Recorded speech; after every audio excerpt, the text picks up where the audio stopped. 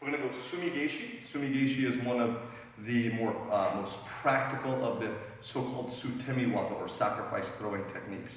It is often thought of as a substitute for tomonage, the circle throw from here, but it is and it certainly can be used in that fashion, no doubt about it, but it definitely is a standalone technique, not just an alternate to tomonage.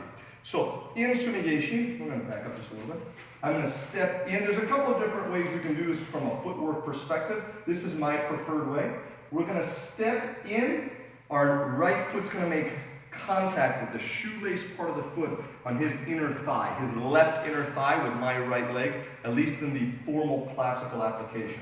So I'm going to step in, and as my butt drops to this space here, I'll bring my foot in. I want to make certain, I'm not going to throw my partner here, but that I'm not simply dropping down. You can see the distance between my hips and his feet. That distance is simply too great.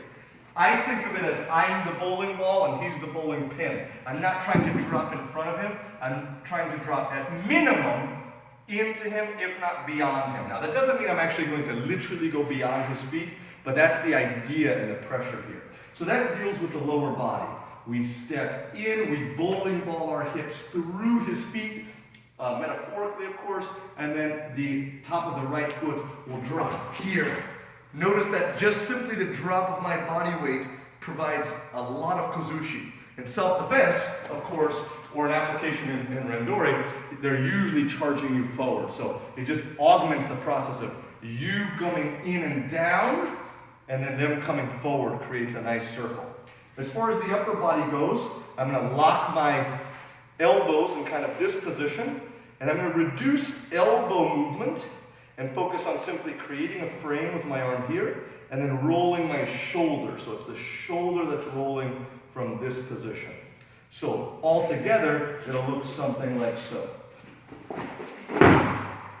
Notice that I bridge off the supported foot that's on the floor, and I slightly elevate my hips. I'm holding for demonstration and illustration. Most of the time your hips will drop pretty immediately, but make sure that you arch and bridge as you perform the throw.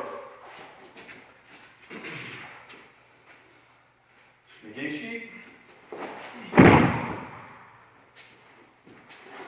We'll go from this angle.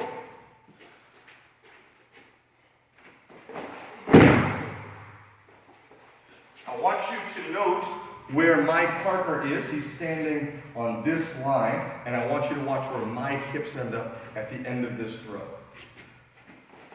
We'll go one time this way.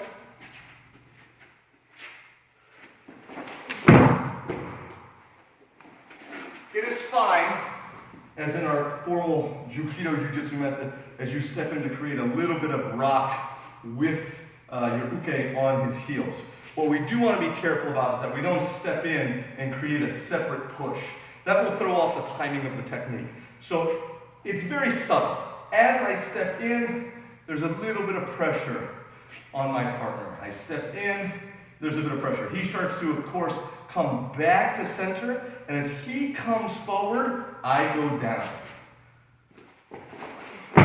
Again here, do not pull your elbows in this fashion, but rather as you extend your leg and hip, extend your arms from the shoulders, frame at the elbow, this direction. One more time.